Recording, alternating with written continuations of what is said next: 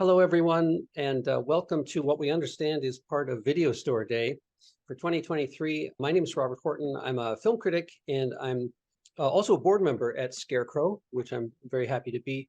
And I'm delighted today to be talking to Amy Nicholson, who is, among many other things, a writer for the New York Times, pretty regular basis, writing about movies, and also the host of the podcast Unspooled, which has been going for a while now. Amy, how long has that been in existence? Yeah, we just celebrated our 5-year anniversary this summer, which is wild. We started going through the AFI Top 100, and now we're just rogue, whatever interests us. Oh my God. Yeah. Yeah, that's pretty good. 5 years. And so Amy and I have in common that we're both members of the National Society of Film Critics, which is super cool because the National Society is like this mystery organization. They tweet things one day a year on the day that we vote our awards, and you just never hear about them. It's like the Greta Garbo of, awards organizations. I kind of love that about them. I don't know. I love it too. We do our annual meeting here in LA. We're the Splinter LA group, and everybody comes to my house and we eat snacks all day long. And we all Mhm. watch each other trade votes. It's on virtually. It's really fun. Well, we should say that it sometimes seems to take all day long to actually do the voting on Meet a bunch of online. critics in a room, don't just immediately agree on things. Yeah, it's hard to believe. So Amy is going to join us today to talk about, since it's Video Store Day, we're just going to pluck a few titles that Amy is particularly favorited that might not be available to stream somewhere. So you got to go to a place like Scarecrow maybe to find them in actual physical media form. And I'm excited to talk about these because it's kind of a varied lot that you come up with, Amy. Well, I What think it what shows what's a the good range of good what you place to can start? stream. I think it shows the range of what you have to go hunting for. Oh, Some of these, they're on my list mainly because I just can't believe you can't stream them.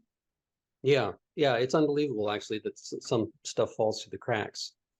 So do you want to start off with you've got a very notorious movie by John Waters that is kind of at the top of your list. And it's actually, and yeah, this is one of those, it's such a famous title. You think, how could that possibly not be streaming? Do you have a theory about that? I have no theory. It's Pink Flamingos, the 1972 just cult exploitation classic by John Waters.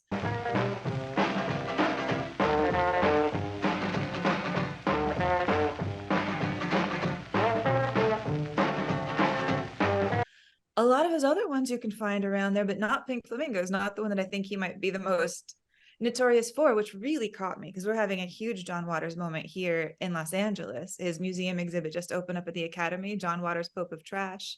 We did Hairspray, the original Unspooled, to honor him, but Pink Flamingos we couldn't do because you couldn't stream it. And we only like to do things that people can watch with us if they haven't seen it before. Hmm. And this is a film incredibly that looms incredibly large in my own history, I would say, as a film critic. It is one of those turning points for me where I got, like, I guess, activated. I think of John Waters as my pope, which I shouldn't say since I went to Catholic school, but like Mhm. Hairspray was a film that radically shaped me as a kid before I knew he was a weirdo. And then Pink Flamingos has its 25-year anniversary when I'm in high school. So I needed to go see it, dragged a bunch of my friends to the re-release in theaters. And Cotton, I notice a smile on your lips. Does murder make you happy? Murder merely relieves tension, Mr. Krazan. For murder to bring happiness, one must already be happy. And I am. And when we walked out, they all said, "You never get to pick the movie ever again. You are banished." And I said, "Well, I love this guy and I'm all in a world of cinema now." Yeah. Well, so it spoke to you in some strange way as a teenager. Yeah, I was thinking when you mentioned this that sometimes when I've taught classes, I teach a cult movies course, and this is the only title.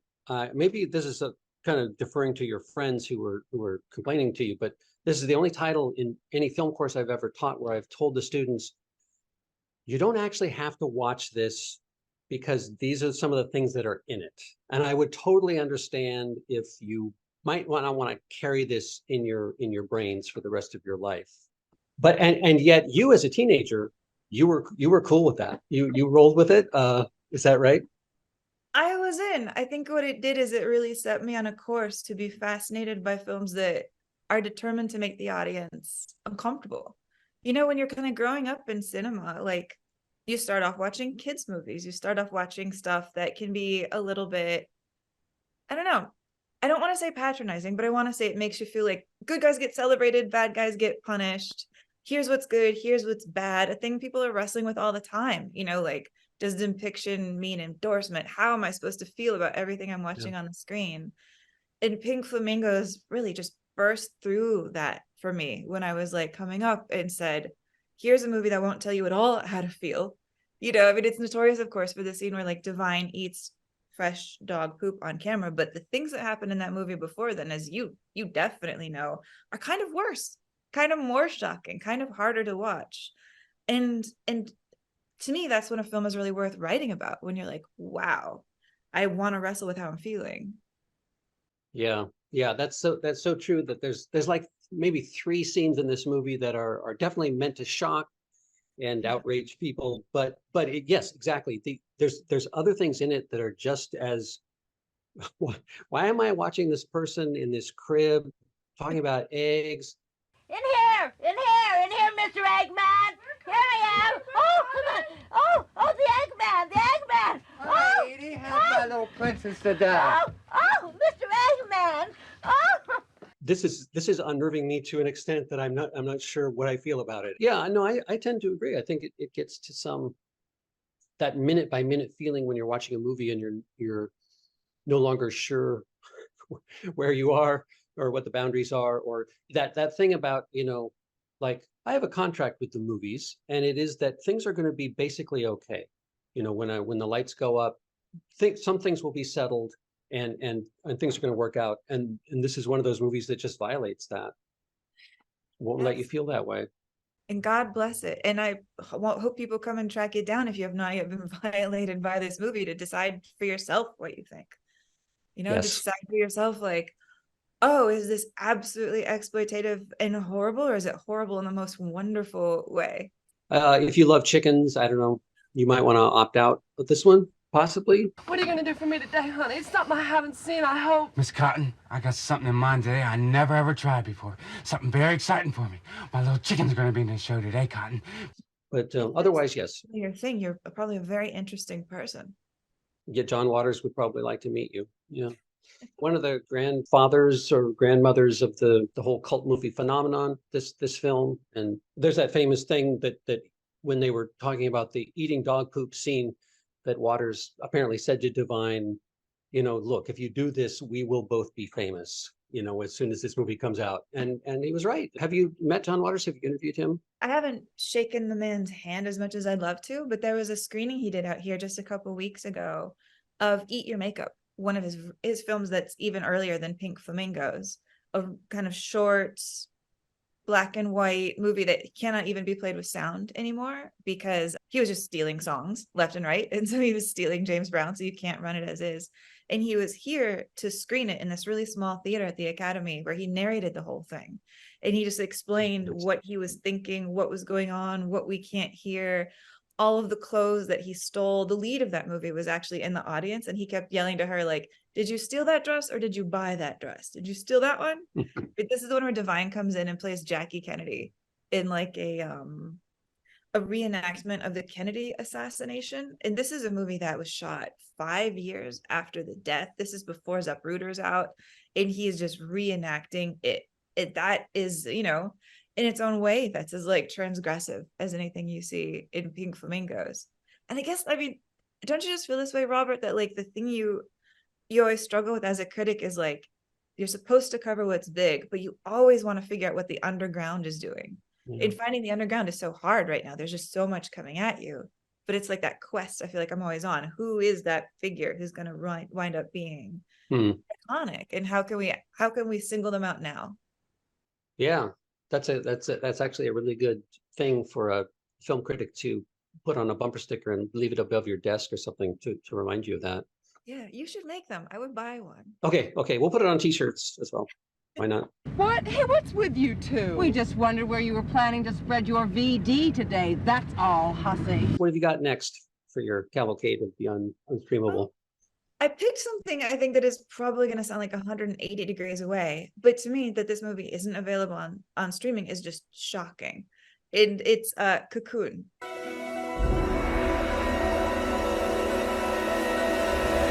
The 1985 movie, the Ron Howard movie about, the group of senior citizens who discover if they dive into a swimming pool, they'll be rejuvenated. Not that they're going to look younger, but they're going to feel younger. And this was a movie I watched nonstop as a child. And I singled it out for a couple of reasons. One is that this is a movie where I remember my mom really specifically sitting down to me and saying, you need to know that the people who made this film, Industrial Light and Magic, do the best special effects in the world. And it was the first time I'd ever thought of effects even as like something people made. I was really young. And her just sort of flagging it for me, like, look out for this brand that means quality. And I did. And it also really popped to me because, the stars of this movie are like, Steve Guttenberg, yes, but like Donna Michi, Hugh Cronin, Jessica Tandy, Gwen Verdon. And there was a moment for me as a kid where I really thought that like Donna Michi, Hugh Cronin, and Jessica Tandy were the three biggest movie stars in the world. There was Cocoon 2, there's Batteries Not Included. And there was this period in the 80s that I feel really lucky to have been a kid during where like these giant movie stars were kind of resurrected for us, And so now that I get to go be older and go back through classic cinema and see Jessica Tandy young and see Donna Michi young, they're like so familiar to me. Like I fell in love with them as children. And that makes this movie feel really special in my heart. Wow. Yeah, that's a really interesting way of looking at it. I hadn't thought about that. I don't think I've seen it since it came out, but I liked it at the time. I thought it was totally charming. And I think it now, its reputation is sort of like, well, it's just completely Squaresville, and people make jokes about Wilford Brimley was only 50 when he made this or something like that. And I don't know. I remember it as being a very warm and kind of, except maybe for, is it Steve Guttenberg and Tawny Welch are the two young, they're carrying the load of the younger generation, right? Raquel Welch's daughter. Yeah.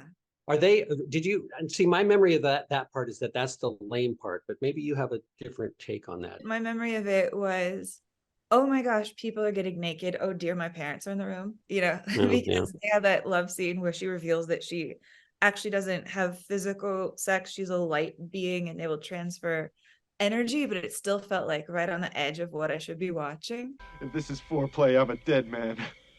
My impression of this movie, I think part of why I love it, I imagine, having not been able to see this movie in like 10 years, 15 years, is because it really starred people who had like life in them. It was about people who I think now we'd like wave the banner and be like, oh, look, 80 for Brady. We can have movie stars that are old on screen again. But it was just about people who are old and like with so much personality and character, like, and it's wrestles with stuff that I find kind of beautiful for like a mainstream movie. Like, how do we age? Like, how are you supposed to make the most out of life? What is life for? I think these must belong to you. Oh, thank you. I'm Rose Lefkowitz. I don't believe we've met. This is Ben, Rose. How do you do? Oh. She remembers who I am. She remembers who she is, so we're doing okay. Come on, Rose. Is it selfish to, peace out from this planet, which is now definitely dying, but in the 80s, we weren't quite sure yet, and, and leave our grandkids behind, and there's also, I remember kind of complicated ideas in it. Nature dealt us our hand of cards and we played them. Now at the end of the game, suddenly you're looking to reshuffle the deck, huh? Where the older people are in these swimming pools, soaking up the life so much that the alien like cocoons who are there, they accidentally kill one of them. And there's this idea of, now I can look at it and be like, it's kind of about the greatest generation hogging resources, like a way that feels very political to me now. But it gets into the fact that like our leads are hurting people.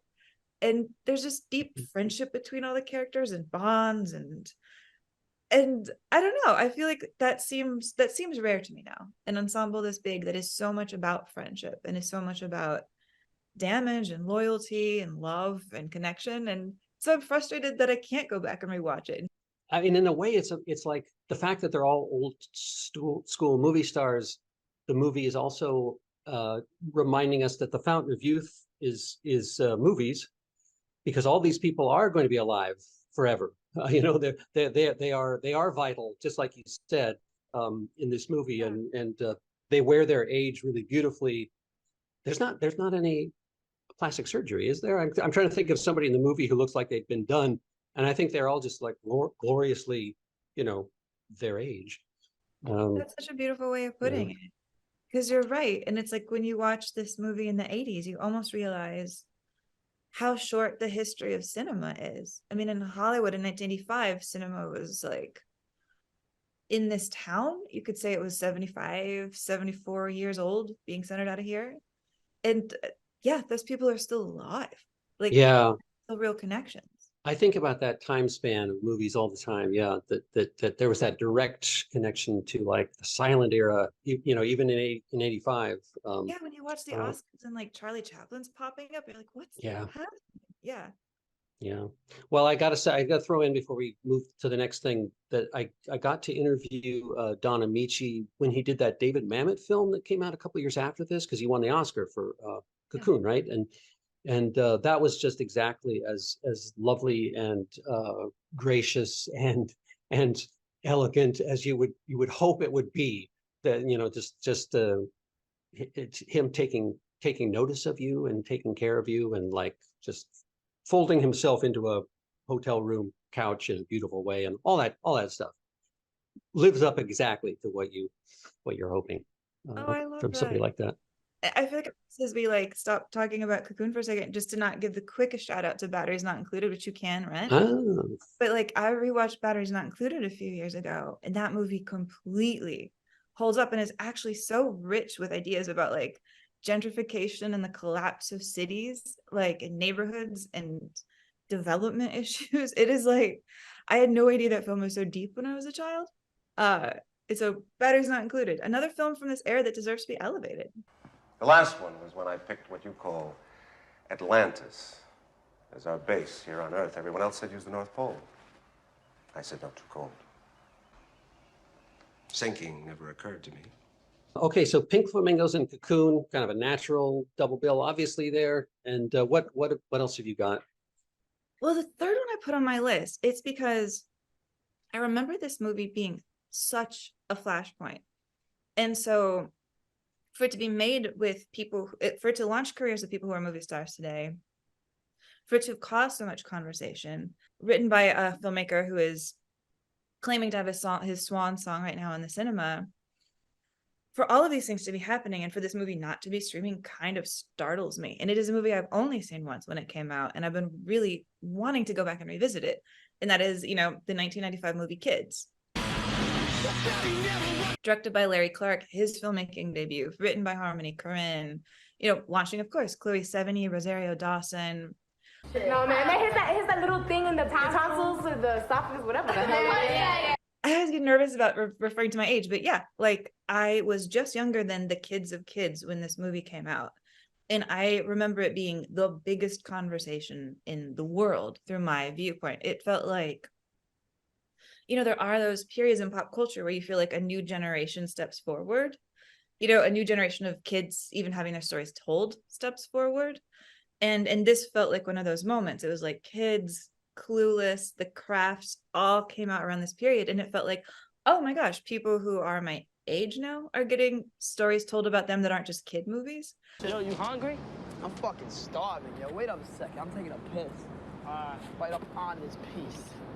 And yeah, so as a baby generation Xer, I felt like when I saw Kids, because of course I was going to see Kids. I don't think I was allowed to see Kids, but obviously I was going to go see Kids. It felt like, what is the cinema really going to do when it tells stories about my generation? And I did not see my life at all in the movie Kids. I'm a suburban kid from Texas, did not have anything fun, went to Catholic school, was not cool or lame cool, or however you want to define what the kids of kids are doing. But I did feel a lot of like the confusion that's in this movie too, about like being at a part of your life where you are actually going to start making adult-sized decisions that could ruin your life. That threat of peril that hangs over you as a teenager. You have the wrong first boyfriend and suddenly your whole life could be over. That kind of, do you remember that feeling of being young? Like every choice I make is so drastic.